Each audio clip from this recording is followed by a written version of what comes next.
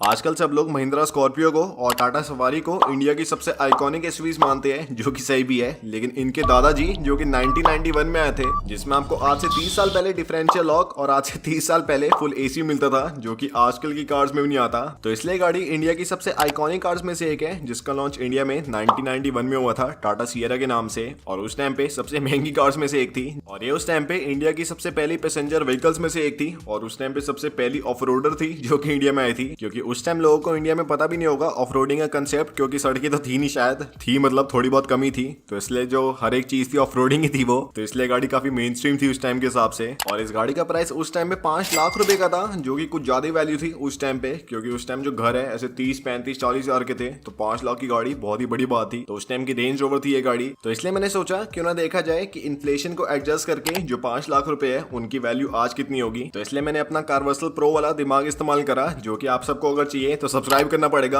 आपका सिर्फ 1 सेकंड जा रहा है और आप कम्युनिटी के मेंबर बन पा रहे हैं, एक रियल कार्वर्सल प्रो बन पा रहे हैं। तो सब्सक्राइब कर लो 1 सेकंड लगा के, और हमारी कम्युनिटी को बहुत ही बड़ा बना दो। तो फिर मैंने जब कैलकुलेट करा, मुझे पता चला कि जो उस टाइम के 5 लाख रुपए थे, उनकी वैल्यू आज 42 लाख रुपए की है। मतलब आज के 42 लाख की और उस टाइम के 5 लाख की सेम वैल्यू थी, जो कि कुछ ज्यादा ही हो गया। क्योंकि 42 लाख में आज फॉर्च्यूनर आती है, तो उस टाइम की फॉर्च्यूनर तो थी एटलीस्ट ये गाड़ी। भाई पर ये तो कम लग रहा है मुझे। तो अगर आपको ये भी कम लग रहा है तो एक और चीज सुनो, जिसमें अगर आप 1991 में 5 लाख रुपए इन्वेस्ट करते अराउंड 11% के रिटर्न के हिसाब से एनुअली और कंपाउंडेड, तो आपके जो पैसे हैं आज 1 करोड़ 22 लाख रुपए बन चुके होते हैं, वो 5 लाख रुपए। तो आज आप एक रेंज रोवर स्पोर्ट ले पाते हैं। पर एक और बात है कि अगर आप उस टाइम सिएरा ना लेते और 5 लाख रुपए इन्वेस्ट कर लेते, पर लेकिन जो उस टाइम का सिएरा का मजा था, भाई मजा तो बहुत आ रहा है। हाँ भाई, मैं तो तकिया भी ले आया हूँ साथ अपने। 5 लाख की लिया, 5 लाख की। अबे धीरे चला ले, कोई कार्वर्सल की वीडियो आ गई है क्या? तो वो मजा आपको ना मिल पाता। और उस टाइम तो कार्वर्सल भी नहीं था, तो आपको क्या ही मजा मिलता। तो इसलिए मेरे ख्याल से सिएरा लेना ज्यादा बढ़िया था एज कम्पेयर टू पैसे इन्वेस्ट करना। और ये जो इसका इतना महंगा प्राइस था इसलिए था क्योंकि ये गाड़ी टाटा के टेल्को लाइन पे बेस्ड थी, जो कि उस टाइम का टाटा का एक ट्रक था। जैसे आजकल फोर्ड के F-150 आते हैं, उस टाइम का टाटा का टेल्को लाइन था, जो कि स्पेन में, इटली वगैरह में बहुत सारी कंट्रीज में बिकता था, और वहाँ का मेन स्ट्रीम ट्रक था। तो उसी के प्लेटफॉर्म पे जो टाटा सिएरा है वो बेस्ड थी। इसलिए इस गाड़ी का जो प्राइस था थोड़ा महंगा था इंडिया के हिसाब से, क्योंकि उस टाइम जो टेल्को लाइन है बाहर बिकती थी, लेकिन इंडिया के हिसाब से जो सिएरा थी थोड़ी महंगी थी, अगर आपको समझ आ रहा है। और जिस गाड़ी का इंजन था वो भी टेल्को लाइन वाले था, जो कि था 483DL 2.0 लीटर डीजल, जिसमें आपको 63 हॉर्स पावर मिलती थी, जो कि बहुत ही इनएफिशिएंट था।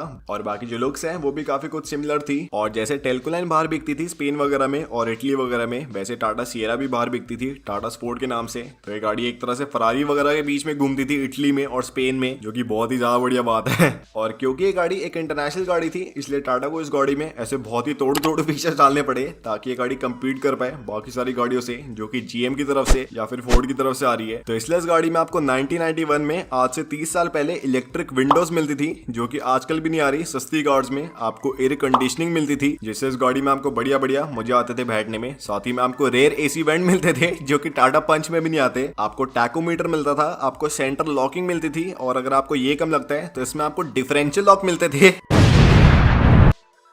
जो कि आपको भले बहुत ही कॉमन चीज लग रही हो। लेकिन 30 साल पहले ये गाड़ी टेस्ला थी उस टाइम की, या फिर उस टाइम की रेंज रोवर थी, क्योंकि ऐसे फीचर इंडिया में किसी ने सुने भी नहीं थे। क्योंकि इंटरनेशनल लेवल की गाड़ी थी तो इसमें आपको मिलते थे, लेकिन इंडिया में बहुत ही अनकॉमन थे। तो इसलिए सबको ऐसे रेंज रोवर लगती होगी उस टाइम की ये गाड़ी। मैं आपको गारंटी दे रहा हूँ कि जब ये गाड़ी लॉन्च हुई होगी, अपने टाइम की साइबर ट्रक थी। क्योंकि जो इस गाड़ी की लुक्स है कुछ ज्यादा लगती थी, जिसमें आपको सामने एकदम स्ट्रेट सी लाइट्स मिलती थी, जो कि ऐसे मर्सिडीज वाली जैसी थोड़ी लगती है, और हो भी सकती है क्योंकि मर्सिडीज और टाटा मोटर्स इंडिया में मिलके अपने ट्रक्स बेचते थे काफी पहले। और जो इसके सामने की ग्रिल है उसमें आपको टी का लोगो मिलता था, और जो ग्रिल है आपको ब्लैक कलर की मिलती है। साइड में आपको लॉयस मिलते थे, जो कि ठीक ठाक थे। इसमें आपको सिर्फ 2 दरवाजे मिलते थे, ऐसे कूल से, बहुत ही कूल लगते हैं। आजकल भी काफी कम कार्स में आते हैं। और साथ ही में साइड में इस गाड़ी में आपको जो पीछे के कांच है इतने ज्यादा बड़े मिलते हैं, जो कि ऐसे पूरे ऊपर की तरफ कर्व होते हैं, और बहुत ही ज्यादा कूल थे। मुझे अभी भी बहुत कूल लगते हैं। और साथ ही में जो इसकी डिक्की है उसमें आपको स्टेपनी पीछे मिलती थी, और उसके ऊपर टाटा का स्टेपनी कवर आता था। और साथ ही में जो इसके बम्पर है वो आपको मेटल के मिलते थे। और जो इसके कांच है बहुत ही ज्यादा कूल है, क्योंकि जब आप अंदर बैठेंगे तो आपको पूरा ऐसे आसपास का वातावरण दिख रहा होगा, जो कि ऐसे बड़ा सही लगता होगा। ऐसा लगता होगा कोई कन्वर्टेबल गाड़ी में बैठे हैं। और जिसके ओनर्स है उन्हें ये भी काफी बोरिंग लग रहा था, तो उन्होंने सोचा क्यों ना इसमें कुछ और अपग्रेडेशन करा जाए। तो उन्होंने इस गाड़ी के पीछे की थोड़ी बॉडी कटवा के इसमें गलविंग डोर्स लगवा लिए, जो कि ऐसे ऊपर की तरफ खुलते हैं जैसे मर्सिडीज SLS में आते हैं। तो वो तो कुछ ज्यादा कूल था। पहले मुझे लगता था कि इस गाड़ी में बेसिक आता है ऐसे, लेकिन अब मुझे पता चला कि वो मॉडिफिकेशन थी। तो भाई भाई कितनी चौड़ होगी सोचो आपकी उस टाइम पे जब आपकी गाड़ी में गल्विंग डोर्स होंगे इंडिया में। पर ये जो इसकी बड़ी बड़ी खिड़कियां थी, इसके 2 दरवाजे थे, इसके लिए एक प्रॉब्लम बन गए क्योंकि उस टाइम में जो इस वाले सेगमेंट की कार ले रहा था या फिर इतनी महंगी कार परचेज कर रहा था इंडिया में, तो वो जो लोग थे उस टाइम पे जनरली शोफर ड्रिवन थे, मतलब उनका जो ड्राइवर है उनकी कार चलाता था और वो पीछे बैठते थे आराम से हर्षद मेहता की तरह। पर इस समय प्रॉब्लम ये है कि जो गाड़ी है इसमें हमको 2 दरवाजे मिलते हैं, तो इसलिए जो ओनर है अगर उसे पीछे बैठना है तो उसे पहले आगे की जो सीट है उसे फोल्ड करना पड़ेगा और फिर पीछे घुसेगा, जो कि अच्छा नहीं लगता। और इसमें एक और चीज ये थी कि जो इसके पीछे की कांच है काफी फिक्स्ड है और काफी बड़े हैं, तो इसलिए जो बाहर के लोग हैं ऐसे झांक झांक के देखते थे अंदर कि गाड़ी के अंदर क्या है। और अगर अंदर कोई बंदा बैठा है तो उसे ऐसे अच्छी फीलिंग ऑब्वियसली नहीं आएगी अगर बाहर से ऐसे लोग झांक झांक के देख रहे हैं, तो ये इसलिए प्रॉब्लम बन गई। और एक और चीज थी कि जो पहले के लोग हैं वो बहुत ही जुबान केसरी करते थे,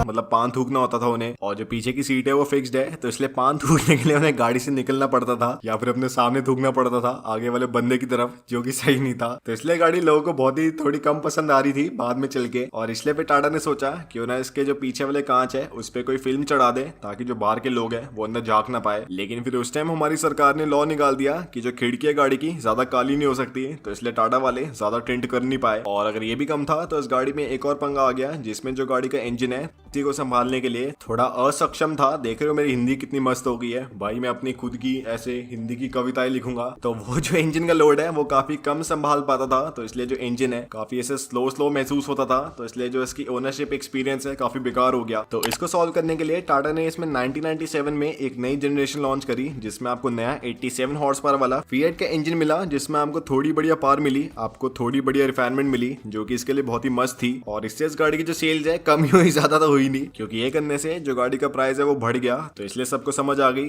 कि अब इस गाड़ी की जो आखिरी दिन है काफी पास है। लेकिन एकदम से ऐसा हुआ भी नहीं, क्योंकि इस गाड़ी की सेल्स बीच में बढ़ भी गई, जिसमें इस गाड़ी की 1991 में 667 यूनिट बिकी इंडिया में पूरे साल में, जो कि ऑब्वियसली बहुत ही कम है। अब तो मजाक करते बिक जाती है एक साल में इतनी। और फिर 1994 से 1995 के बीच में इसकी जो सेल्स है बढ़ के 4000 हो गई एक साल की, जो कि पहले से काफी बढ़िया था और इंडिया के हिसाब से भी काफी बढ़िया था। और इन सब के बीच में जो इसका बेस्ट पार्ट था वो ये है कि जो इसकी सेल्स है इंडिया में कम होती थी और जो बाहर के देश है स्पेन में या फिर इटली में वहां पे ज्यादा होती थी। तो इस गाड़ी की इंटरनेशनल पॉपुलैरिटी बहुत ही मस्त थी, पर लेकिन तब भी जो इसका डिसकंटिन्यू है काफी पास आ गया। और आप सोचो इसका जो डिसकंटिन्यू का कारण है कौन होगा?